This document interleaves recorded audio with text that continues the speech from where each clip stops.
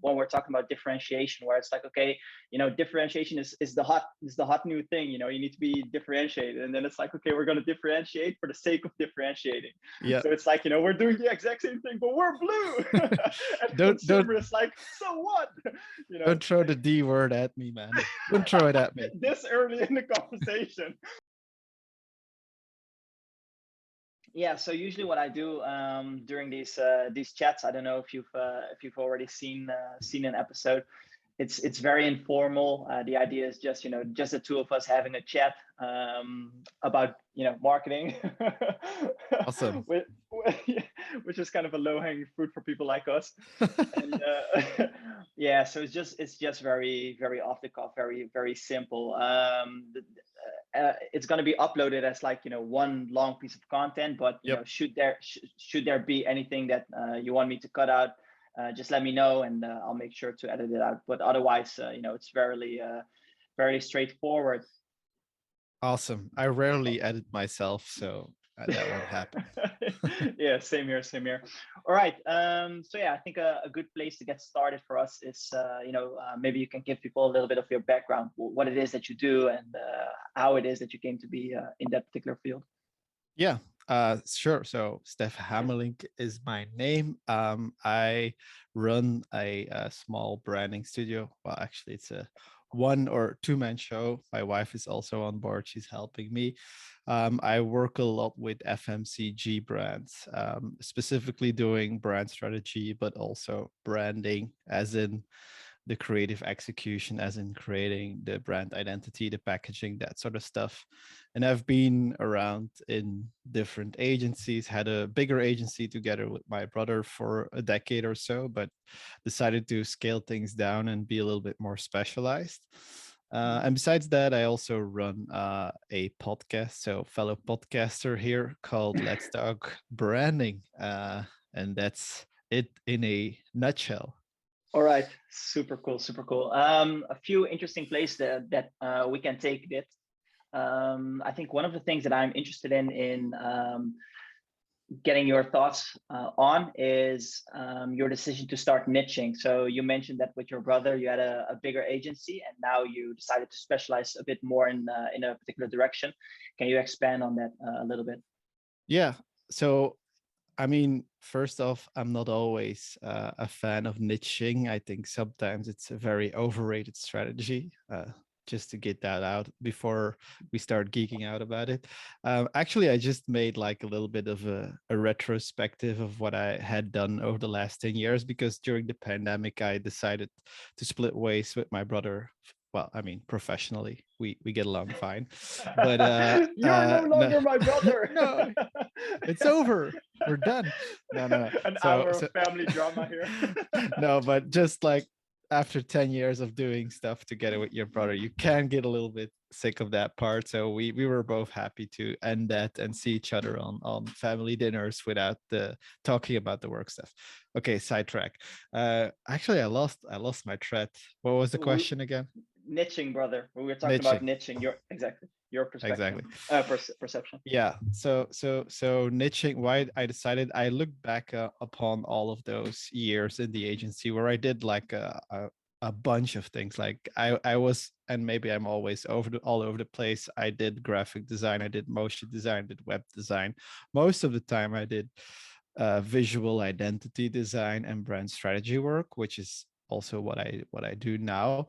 And I look back and I thought, like, where does your heart really start pumping? Where do you get super excited about? What were the projects you were most proud of when you look back? And those were all like very FMCG related projects, where it was heavy on packaging and thinking about that, but also about where I was involved in the strategy a lot. So I realized that was really like the thing where I think I was good at and where I felt clients were very excited about. So I just took that road because I knew I wanted to do something I loved and I wanted to make more money doing it. So I decided, like, let's specialize a bit in that area. Let's become a little bit more exclusive so we can ask more money to do less work. Because if you're a one-man show, you get quickly booked. So you have to be expensive if you want to keep upping that a little bit. So that was the thought process behind that, and it actually worked quite well. Also because most of my network was already in that direction. I had some really good relations, so it made sense to continue on the path where I had most strengths, but also where I had the most passion, I think. Yeah. I know. Yeah, go ahead. Oh, I had one more, like, because that's the thing with niching. Like, a lot of people talk about it as if it's like a strategy where you make a choice, like horizontal, or you pick a horizontal or vertical direction, and you work it because it has a business opportunity. And obviously that makes sense, but in a lot of cases it's a very natural, organic process that basically you just realize and discover by being in the market and trying lots of different things. And I think that's where people get niching a bit wrong, where they create this artificial choice, which is really not the Yeah. case. That's an excellent point. I think this is essentially something that you see when it comes to market orientation versus customer orientation. You know, are you making decisions by putting the company first, or are you making decisions by putting the customer first? And I think you see something similar when we're talking about differentiation, where it's like, okay, you know, differentiation is the hot new thing. You know, you need to be differentiated, and then it's like, okay, we're going to differentiate for the sake of differentiating. Yeah. So it's like, you know, we're doing the exact same thing, but we're blue. And don't consumer is like, so what? You know, don't throw the D word at me, man. Don't throw it at me. this early in the conversation, already That's distinctiveness versus. yes. Those are Let's fighting go. words. Yeah, let's go. Yeah. No, I think that's an excellent point. I work with a wide variety of you know, entrepreneurs and companies. A lot of the stuff that I'm currently doing with YRC, which is kind of like a 21st century business education. You know, I sometimes use the analogy of it's like an MMA gym membership, but for entrepreneurs instead of like people who want to learn how to fight. Cool. Yeah, but one of the things that I see there with, you know, people are in the very early stages of the company. Sometimes even they're still searching for product market fit if they're doing something along the lines of a startup, or you know, if it's something which already has an established business model.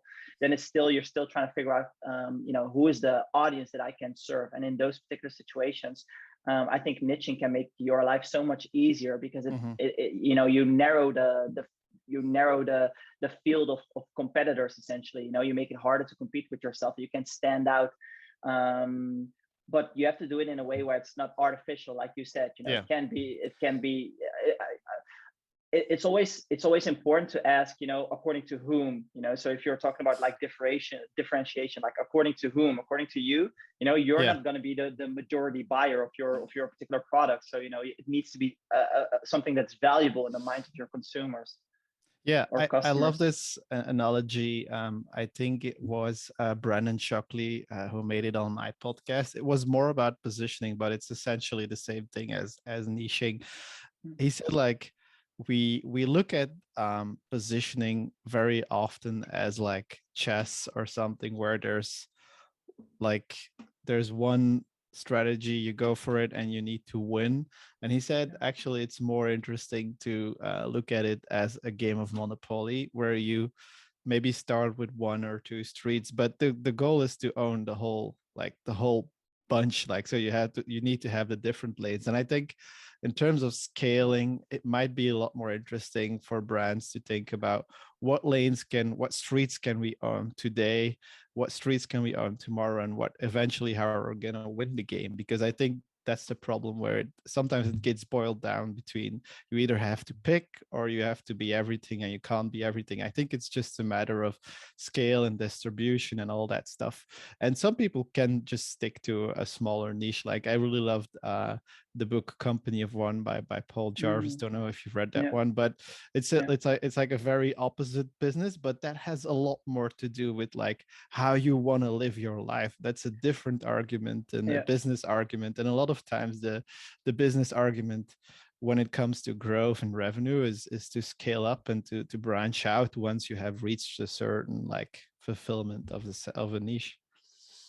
Yeah. That's a very good point again. if it's possible for you, if you're running a company of a certain size, you're not venture backed, perhaps because that changes the dynamic as well, obviously. Yeah. Then you get to choose, and it is. Although I think in 2022 more people are probably aware of that than say 5 or 7 years ago. But it is important to remember that you don't necessarily like have to keep growing indefinitely. If you need a certain amount of money in order to live a comfortable life, and you're exceeding that with a healthy margin, because you also need to be cognizant of the fact that business can decline over time. So if it's like you're skating by, that's also a place where you probably don't want to be. But if you're Yeah. like comfortable and your business is doing reasonably well, it's growing, why can't that be enough? I argue that for a lot of people that that's probably fine. And I also think that there are companies which there's this idea that every company can be a unicorn, and I just don't think that's the case. I think there are some business models which naturally lend themselves to have a certain size, kind of like a predefined container that the business fits in. And if you work really, really hard, you can fill that container all the way up.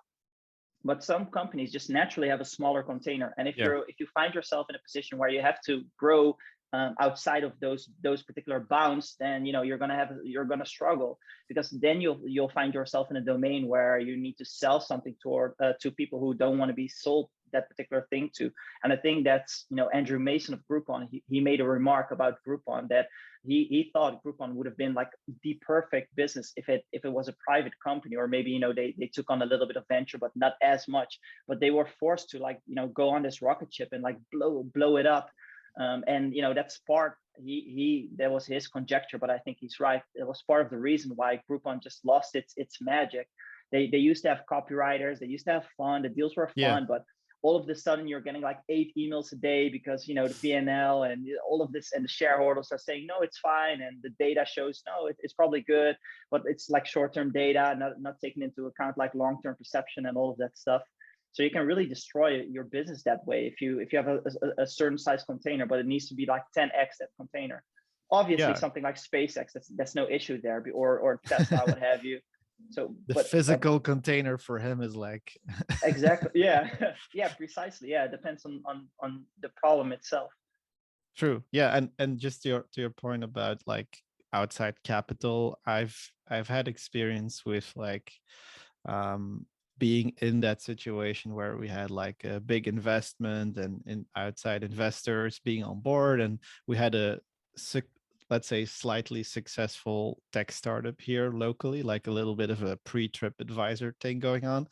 Mm-hmm. And the thing was like, what made it fall apart was really the money and the need to scale it up so quickly and monetize the users, instead of like building something, building a brand, building a name, working on the product, working on the experience. We just couldn't. On the other hand, obviously, like some of the money was needed to just have that initial traction, and that's like it's just a very tricky balance to find. And I mean, there's no golden solution here, but as long as if you can keep at least that majority, I think in an early phase, that's always a good idea. Yeah, I think you hit the nail on the head with respect to it depends. It's always kind of like a cop-out answer because you're probably always true when you say that when it comes to like entrepreneurial science, but I think it's accurate in this case. All right, let's get back to branding, because that's your area of expertise. I'm gonna steal something from you. Can you like define branding for me and for the people who are listening? What do you think we should think about when we hear the word branding? I have this very lengthy definition. It's all right, go. We got like 40 minutes. It's good. Branding is the continuous, deliberate effort of developing, and I think it's called like of managing distinctive brand assets associated to your product or service. Blah blah. Very long and lengthy description. What it basically means, the discipline of branding for me is very tied to either creating or maintaining or managing the assets, visual, sonic, tonal, that are linked to that specific product or range of products or services. That's, I think, the core, the essence of what branding is. interestingly enough, if I ask that question on my podcast, which I do almost every week for the last, I don't know, 2 years, the answer is always going to be something more towards like branding is about shifting and managing perceptions, because brand is perception. And for me, that's too broad of a definition for branding. I'm a little bit more like fond of defining the discipline as its core, of like creating and managing those assets. Obviously, those assets and how they are created and what they are tap into the culture, into the perception, into the market orientation, into all that stuff. So that's the interesting part about it. If you want to be a very good, mature branding profile, you need to understand marketing, you need to understand behavioral science, you need to understand at least some of these things. But at its core, I think that's what branding is about. If you do nothing else, then please just do that. Yeah, yeah, you probably know this as well, but I'm a big fan of having very well-defined definitions. I have a background in mathematics, and in mathematics, you don't do anything until you're like clear on the definitions, because otherwise, if we're talking about something as simple as, is a number rational or irrational, and Yeah. we have the opposite definition, then we keep going in circles, and then it's like, no, it's this number is rational, and you're like, no, it's irrational for these reasons, and then I'm like, yeah, so then it's rational, and you're like, no, because my definition of rational is irrational, and you keep going past each other, and I feel like that's marketing. There are papers which are like, dated from the 90s, the 80s, the 2000s, probably even like '05, maybe newer ones, but these are the ones that come to mind, where the authors are complaining that we still haven't, we're still not on the same page when it comes to like marketing lexicon. And Yep. like even the definition of marketing, when you talk to people, you get like such a wide variety of definitions. It's so annoying, because for the reasons that I just mentioned, going into circles, but also like the implications differ. If you have a certain definition, you yourself gave a good example. If you have a very broad definition of branding, then from that broad definition, certain implications will follow. But if it's more constrained along the axis of distinctive assets, then the implications that will follow from that will differ. Yeah. So I think it makes it much easier to have a constructive conversation where we can move this body of work, Yeah. this tree of knowledge, where we can add some leaves to it and move the whole field forward.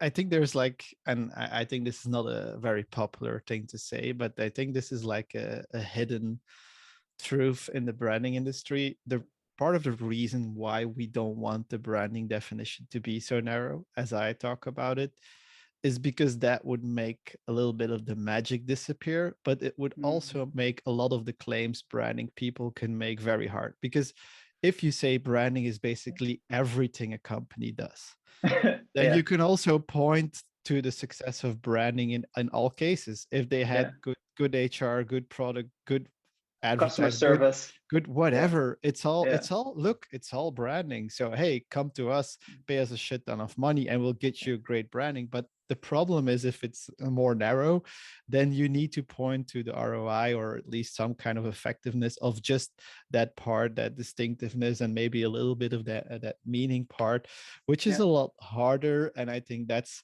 I'm not saying like branding people consciously make that choice to keep that hidden, but I think that's a lot is what going on. We'd like it to be bigger, and sometimes it does. I mean, there's a lot of overlap, to be sure, but I think it's better to boil something down and build on top of that instead than like making it everything, and then you cannot own it in a way. yeah. That's a very good point. I think that is something that we're a little bit guilty of in marketing, where where it is like marketing is everything. Exactly. Well, I mean, marketing you could I had a consider delicious is at breakfast. least, yeah, it's market. Eggs, yeah, exactly. Eggs over easy, great marketing. We had this like, I had this funny joke with what's his name again? He's not called, he's called Good Day Frank. That's not his actual name. He's an Australian guy. Regan McCrill he's called. And he's always say like, that smell when you make up in the morning, that's branding. That moment when you look at somebody and they fart or whatever happens, branding. It's like there's an ongoing joke where we just whatever, Yeah. like it's whatever. But you mentioned marketing, and I guess like even if we compare branding to marketing, I'd say marketing is definitely a lot broader, Yeah, at I think least so the too. traditional meaning of what marketing is about is, I mean, if I like to see marketing as just the, well, just, I mean, as management of the 4 Ps or managing the 4 Ps. Oh, That's interesting. huge. That's Interesting. Yeah. that's if you look at the 4 Ps, I mean, that's crazy. And no marketer actually ever manages all 4 Ps entire, like, I mean, that's not possible. You can't look at the whole distribution, look at pricing, look at all of those things, look at promotion, all of that elements. But I mean, essentially, that's what I think that encapsulates almost everything that marketing is about, and that's a huge field. That's just an endless domain. Yeah, I think you raise a another extremely good point. That is going to be the title of this episode. Great points by Stef. Great points. I like it. I like it. I like it too. I like it too. But we have this inside joke where it's like, our guests, we turn them into some kind of superhero. It's all this shit has gone out of hand. I don't know if you've seen the thumbnails, but it's funny. It's But working. It's working. I feel honored. but yeah, I think you're spot on. Yeah, for the people listening, probably everyone in the audience knows, but just to refresh everyone's memory, the 4 Ps that he was talking about: price or product, price, place, promotion. That is also something which is a pet peeve of mine. Like the order in which you name those 4 Ps, it differs from everyone. It Yeah, just yeah. feels so. It feels like, I can't imagine in medicine if there's like some mnemonic that you need to know in order to check like the heart or whatever, and everyone is like, oh, here are the 5 things, and everyone is listening in random order. That's but, crazy. yeah, but you can't even list your own phone number, say your own phone number, if you do it like not in the way that you memorized it. Do you know what I mean? It's like, Exactly.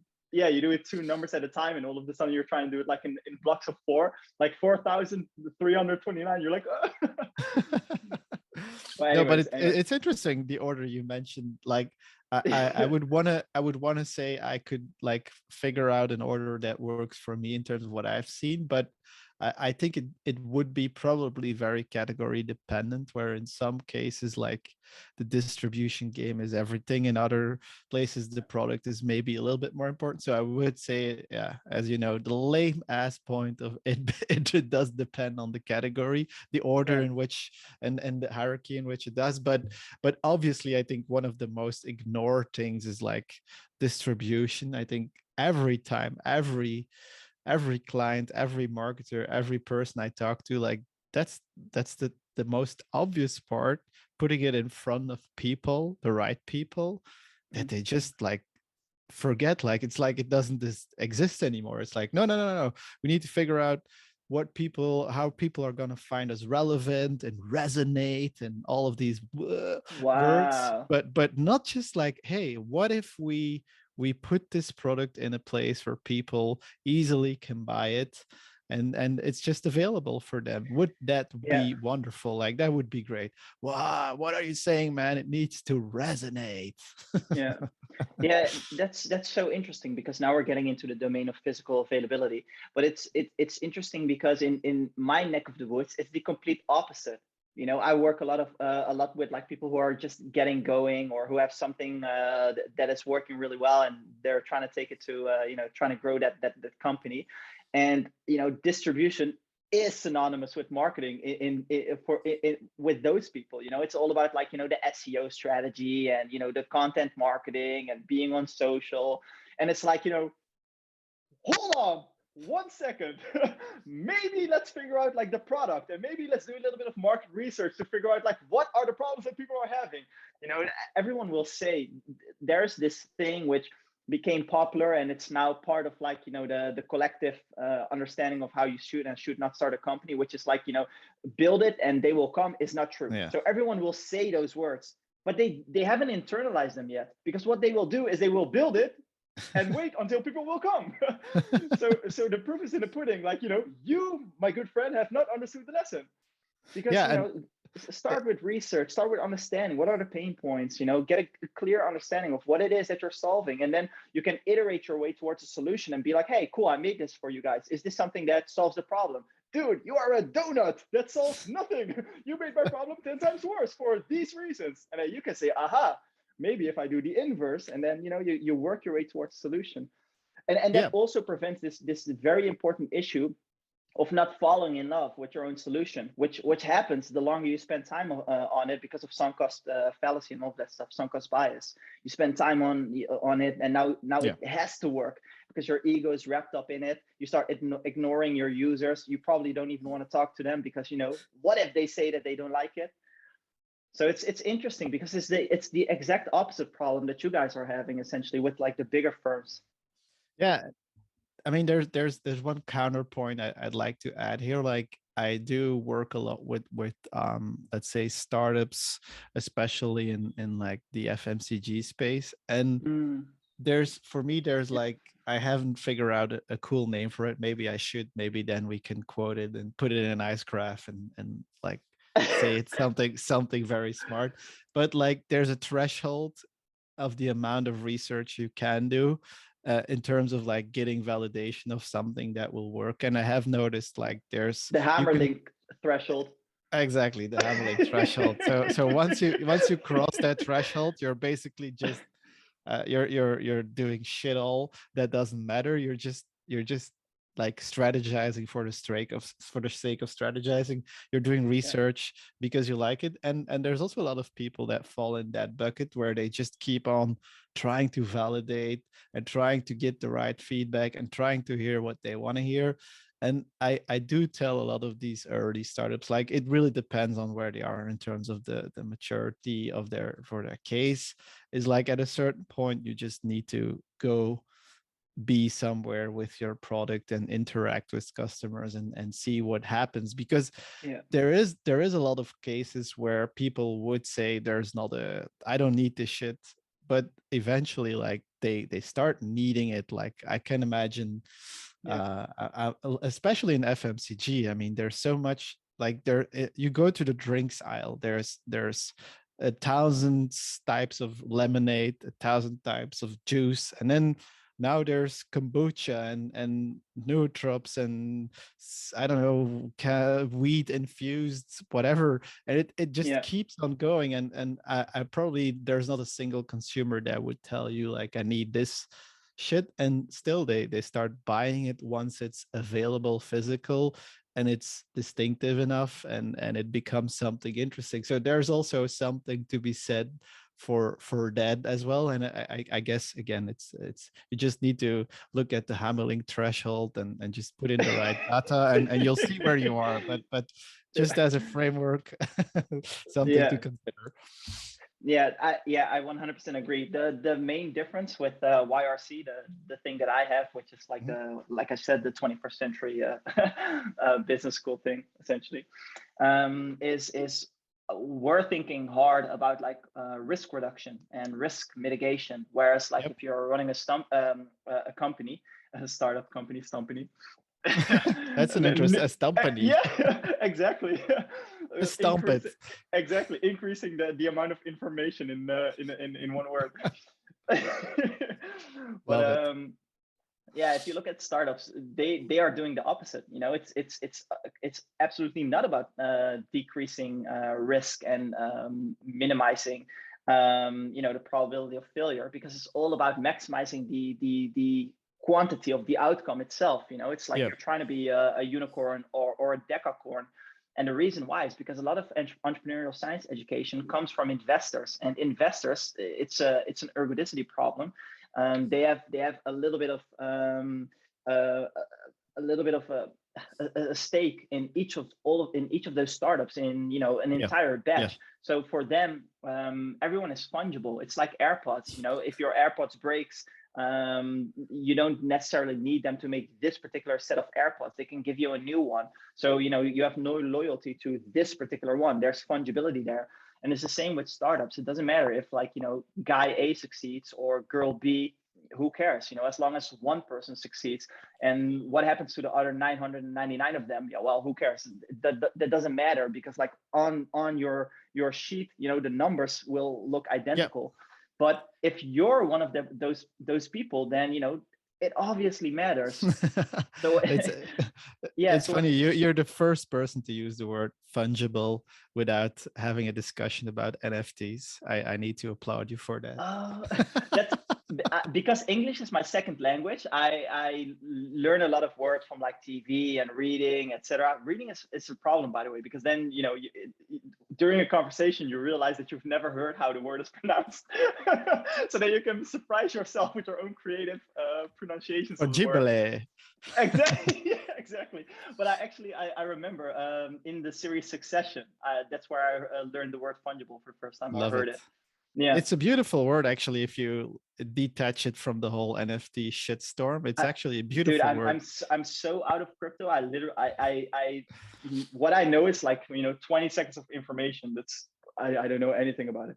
But anyways, yeah. So you have that particular problem in that domain. So the effect of that is that two different groups treat risk very differently. And Yep. yeah, I think that's something which is important to be aware of. If you're, what type of company are you, what type of founder are you, and keep that in mind when it comes to the decisions that you're making. So there are a lot of I always rail against the Twitter mouth breeders, the marketing mouth breeders. You probably know that.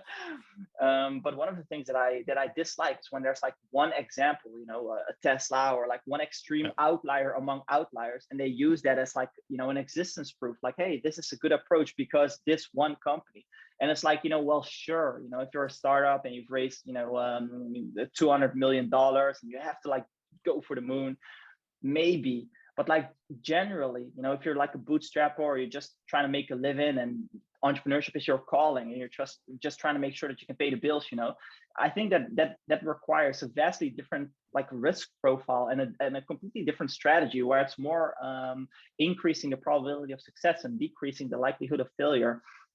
So to come back to your example, if you have an idea, for me, all of this is type 1 error versus type 2 errors. In an ideal world, you would just like communicate with the universe and ask like Odin, like, hey, yo, what up, my dude?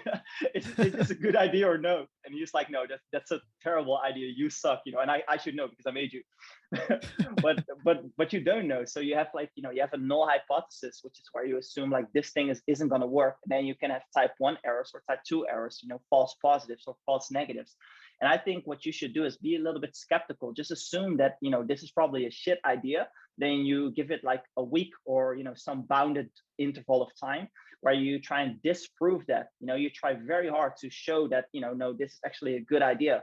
And if you succeed, then you're succeeding in a very like ghetto circumstances. Your product is ghetto, your website is ghetto if you even have one. The pricing is very, everything is very unsophisticated. You haven't figured out anything yet, and yet still people are buying. So that means that as you start to polish all of these different elements, the likelihood that the product will do better increases drastically, versus the opposite approach, where it's like you have this dogmatic belief that what you're doing is 100% succeeding and everyone needs this, and it's just a matter of time until people recognize your unbridled genius. And that's a recipe for disaster, because the chances that you're right are just so slim. Because if you look at like entrepreneurship or just good ideas as like pebbles in a vase, and you can pick pebbles out, the probability that you'll pick out a bad pebble, which represents an idea which is trash, is vastly higher than that you pick out one which is good. So I think and the vase is like, I mean, it's a dark vase and the water is all muddy, so you can't even see and the anything. lights are out.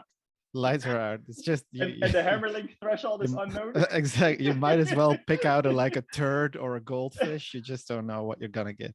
Yes, exactly. And then there's this idea of like, lean startup methodology, iterate, but iterate on what? Iterate on what?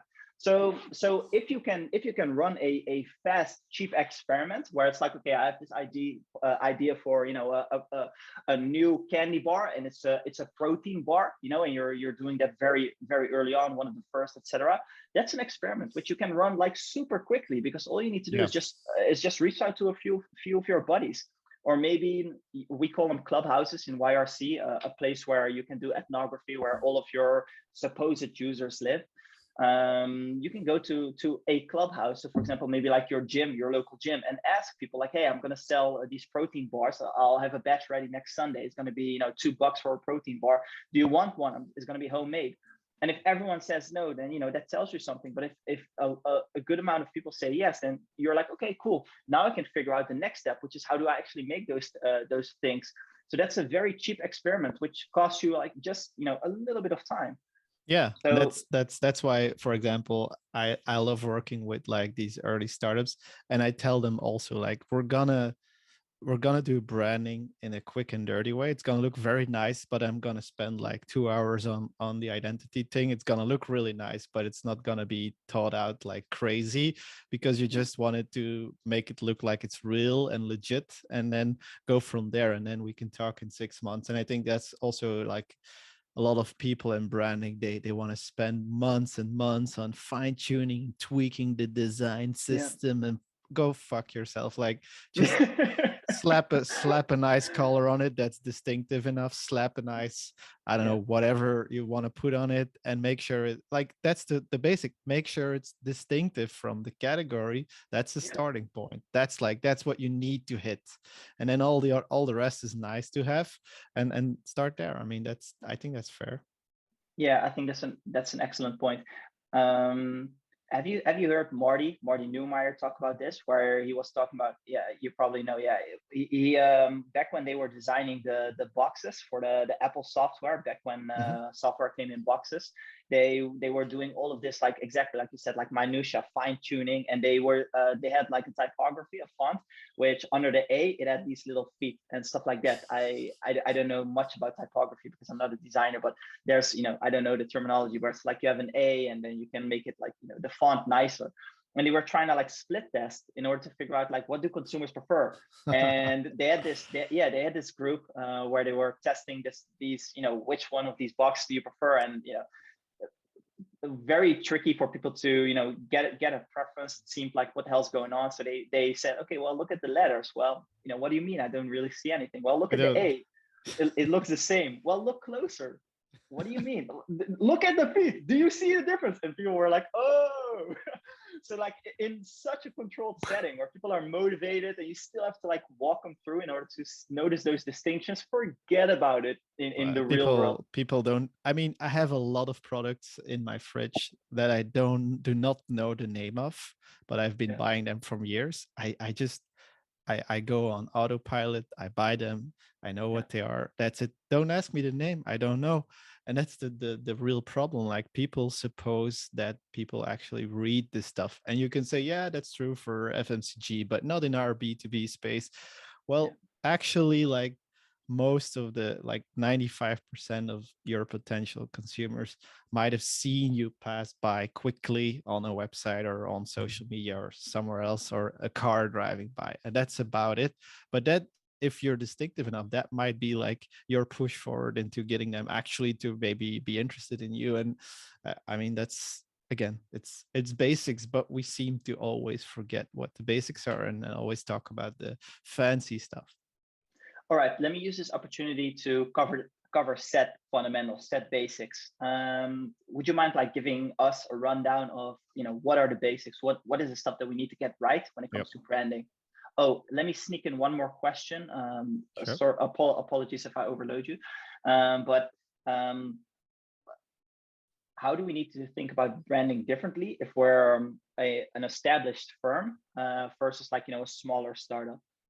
Yeah, interesting. So first, let's start with the basics.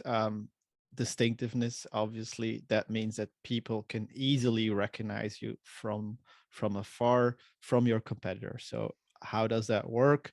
You have a specific color, a mascot typeface, maybe in a sort of advertising style. You have a Sonic logo, whatever it is. People see you, and they immediately think about you. But that's very important because there's also like a lot of people might recognize you but might not be able to link to who you actually are. So there's a lot of, you can do a lot of tests in that area, just showing people your distinctive assets and seeing how unique they are, but also how much they're linked to your actual brand. That's just the basic layer of making sure people recognize you when they see you. This is where about 99% of brands fail. And then after that, I think what are also very important elements of branding is, I think, things like keeping it simple, being able to repeat the same message over and over again, but yet also, and that's the interesting part, it's like consistency, yes, but also being able to keep it Keep it fresh in a way. fresh. And there's like an interesting balance there. And what, that's why distinctiveness is so great. You can say a completely different thing, but have the same distinctive assets, say it or be around it, and people will immediately know it's you that's talking. And that's where, Yeah. again, we are so obsessed with the right tonality and the right message. But actually, what's more important is that visually people can immediately link it. And then you can say a whole lot of things that are like completely different tonally or even thematically in different areas. So it's like that, having that balance. Like I love the example of the Colonel from the fried chicken place, Colonel KFC. Sanders. Yeah. Yeah, they have like, FCK. yeah, they have like a very famous mascot. It's like a Colonel. I think it's called Colonel Sanders or Yeah. something Colonel like that. Sanders. Yeah. Yeah. Yeah, Yeah. he's been around for decades or even longer, centuries maybe. I don't know how long they exist, but that they did like recently like a cool 3D version of him. He was like doing the lifestyle Instagram thing. It was Uh, very funny. I But the thought you thing were is, I thought you were going to talk about the FCK campaign where they messed up and it was like, they changed the logo KFC to FCK. Fuck. oh yeah, okay, yeah, that was Yeah. also quite interesting. But it's also a Yeah. play on distinctive assets. But anyway, like Yeah. these are such powerful elements, and people see that and they immediately know who's talking. So again, like that's the sort of consistency you want, but you still want to keep it fresh on a campaign level, on a communication level. You want to keep innovating on that level. I think that's important. And then like keeping it very simple. And for me that means very often like not even saying anything but just showing people stuff, like work on those system one elements of our brain, just like influence the first, like Yeah. there's a lot of examples in advertising where you have like the gorilla drumming for Cadbury's for the chocolate. Like, no, why, what the fuck is this gorilla drumming? But it sticks in your head once you've seen it, and there's not a single message. And then you see all of these bullshit purpose campaigns now that try to explain why these brands are good, and Yeah. it's just not working. Put a hairy fuzzy animal that sings a ridiculous song and people will remember you better than whatever you're talking about. So these are like, again, keep it simple, keep it distinctive. Those are like the very important elements. And don't get tired of yourself. Like that's why the book Go Luck Yourself by Andy Nairn is a really good book. He's basically talking about what you were saying earlier. Like there's this huge world of complexity and randomness, and the chances that you will fail are huge. But in order to like set yourself up for luck, you need to first look at what you have internally. Like look at your brand, look at the assets. Maybe you have something laying around that you don't find very interesting, but that might be enough to take it somewhere else. And I think a lot of brands are afraid to like keep hammering on the same nail, but I think you can do it in a like innovative and fresh way, but just keep a couple of things like similar throughout the years, and I think you will be very successful at that. So those are like, I think, in a nutshell, the most essence part. And then you asked me about like difference in branding approach for mature companies versus early on companies, right? Yeah. Yeah, I mean, the biggest part about that is when you have a mature company, normally you would have a lot more equity in these brand assets because they've been seen by more people, they've been around in more places, so these Yeah. assets have more value, and you just need to be more careful with what you do with them, and you definitely don't just throw them away as easily.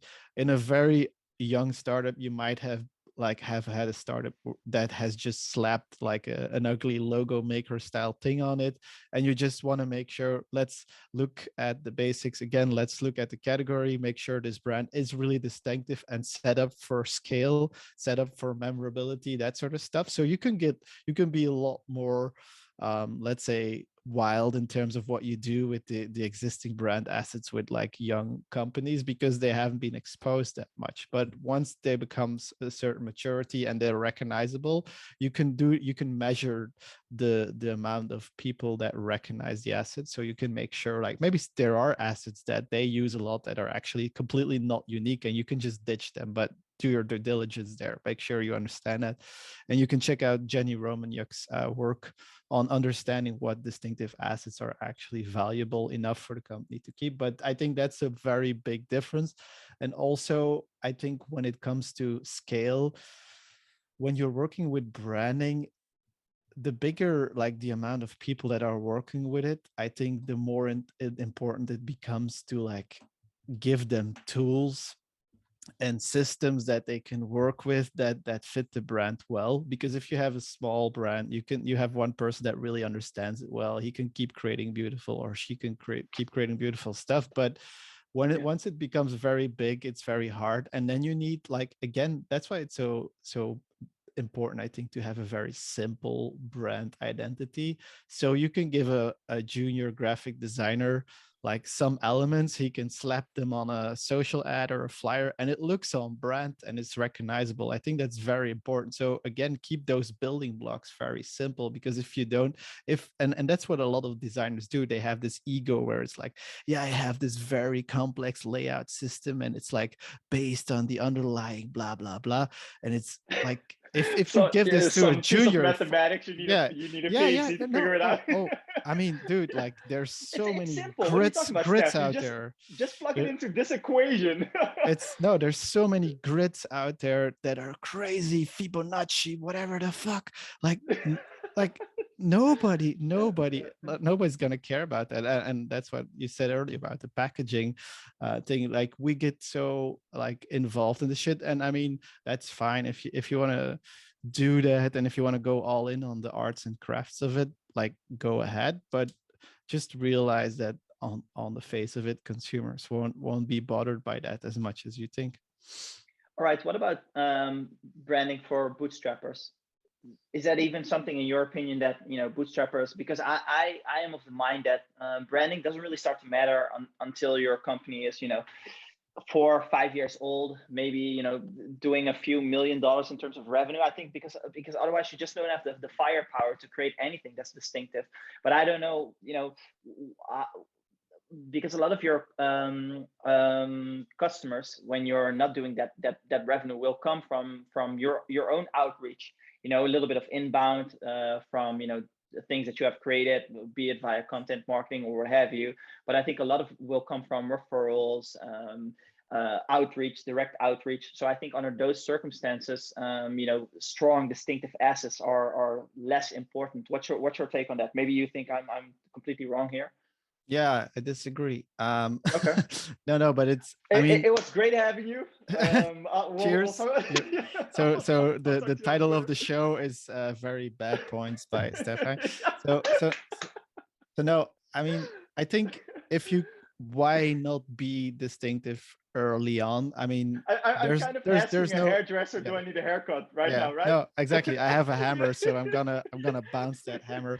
but Yeah. but but I would say, like, I advise most of the startups I work with, like, don't go to an agency or even like a cheaper studio. Like, go to a freelancer and spend maximum of, I don't know what, like 5,000 or 10,000 euros or whatever you can spend Yeah, on just making sure you have like a proper brand identity that at least has like some distinctiveness in terms of the category. Because I mean, suppose you do get in the right stores, or you do get in the right networks, and you do, maybe you that's a get fair like point. you get like a PR thing that goes viral, and there you And can you're go still on the using your Paint news. logo. Yeah, I mean, why, like, invest in it, but just realize that like it's Yeah. for me, like even when I work with startups, I tell them like, okay, so what's your budget? Let's say they say, okay, we have 10K to do this basic branding package. I say, okay, so you're gonna need at least 3 times that amount to get that brand out there and get some initial traction. If you don't have that, I won't even create the brand for you. So it's like for me, it's like a term to work on it. Most branding people will say, oh, no, let's spend 30 on branding and fuck marketing. Like it's gonna work, it's gonna be beautiful, it's gonna resonate. Yeah, you mentioned something you wanted to. You said something three times a week or a month, something like that. But what was that? Getting 3x, I'd say 3x the amount you spend on like the branding. You should at yeah least keep that for the marketing efforts. And I mean, that's my, yeah if you're talking about 4Ps, I'm thinking specifically about the promotional P only for promotion that one. yeah I mean, depends on what you're planning to do. But if you want to, like, if you're an FMCG brand and you want to get in some stores and you want to get some basic traction, you're gonna need some money to that, and you're gonna have to do some, I don't know if whether it's offline advertising or online advertising, doesn't matter, but you need to have that activation budget to roll that brand out and do some stuff. Otherwise, it's just gonna be like sitting there in one store, and you're gonna be hoping that it gets picked up by somebody. And sometimes that happens, but most of the time that doesn't happen. So, yeah, that's why I'm so cautious of it. But I would say just the basic idea of, does it matter? I mean, it's always better to do so, but don't spend a shit ton of money on it. all right. What are some metrics that we need to think about when it comes to, or I'm already influencing you by saying the word metrics. Mhm. How do we know whether or not what we're doing is working? Is it all gut feel, or should we measure that, and if so, how? Yeah, so this is where probably the point where you should start measuring is probably, this is the Hamerlinck 2 threshold.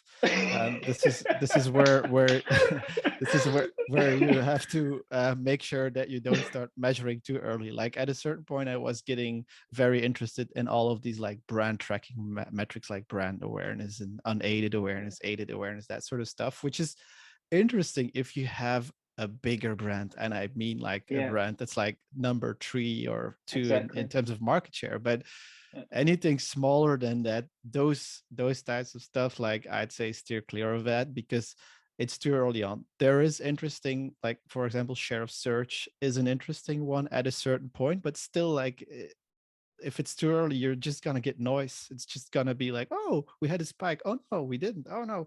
Like, so don't be too involved in that. But I do think share of search at a certain scale can become an interesting thing to look at, because it specifically looks at like intent, and specifically intent around your brand name, which is, I mean, if you're doing your brand marketing properly, or you're doing something right, and people are looking for your brand name specifically, that's a very good sign that they're aware of your brand, and even more than that, interested in your brand.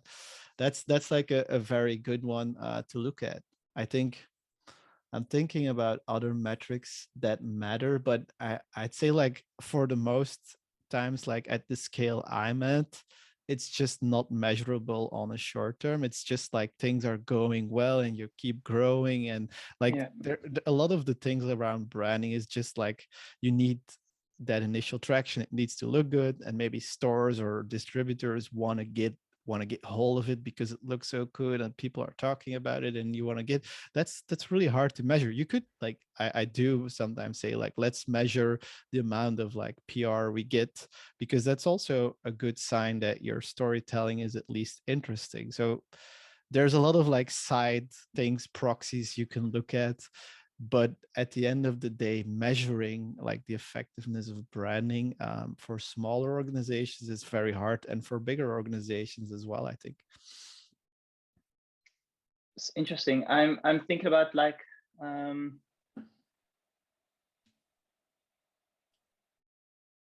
okay, so what you're thinking around things like first moment of truth, second moment of truth, and things like that. Do you I'm not familiar with that. the you ran some campaigns. You have a few contact points where people encounter your particular brand. They go to a store, and then they have a 3 to I believe it was 3 to 5 second definition in 3 to 5 second window in the original definition, where the consumer is thinking about whether or not to purchase you. Mhm. That point, that moment where they're deciding, okay, they've contacted your senior brand a variety of times, and that now they're in the store and they're in front of the shelves thinking about am I going to purchase this particular brand? That's the first moment of truth. If they Mhm. buy it and they enjoy it or don't enjoy it, that's the second moment of truth. And the first moment of truth, you can think of things like trial adoption, stuff like Yep. that. How many people can you get, how many consumers can you get to try out your particular thingy. When you're thinking about like the second moment of truth, things like RBR, rate of repeat buying, become more important, because now you're starting to think of what is the consumer perception of this particular brand. They buy it, they give you a chance, but they hate it. That impacts word of mouth, all of that stuff. So I'm curious if you have any thinking around around that area where it's like a Mhm. consumer's in a store checking out you, and now what? Yeah, I mean, it's definitely the way you mentioned it, it makes sense, I think, to keep track of that. I wasn't thinking, I think again that would be probably more of like a marketing type of measurement, and this is probably where we get in like the gray areas between what Yeah, impacts that. I mean, that's obviously the totally fair. packaging Yeah. is going to be very important, but the amount of times it's been seen, and that's why I like these and elements and like this distinctiveness, which you distinctiveness. hammered in the Yeah, beginning. Yeah, exactly. yeah. By the What way, I'm sorry to interrupt you real quick, but you mentioned that distinctiveness is like 99%, and it's get this right is what you said. But I think it's also very important, which I think you'll agree with, that distinctiveness is context dependent. There's no such thing as being no. distinctive, irrespective of the content, irrespective of the context. So you have to be in a certain environment, and then look, what do you were talking about a drink, a new kind of drink.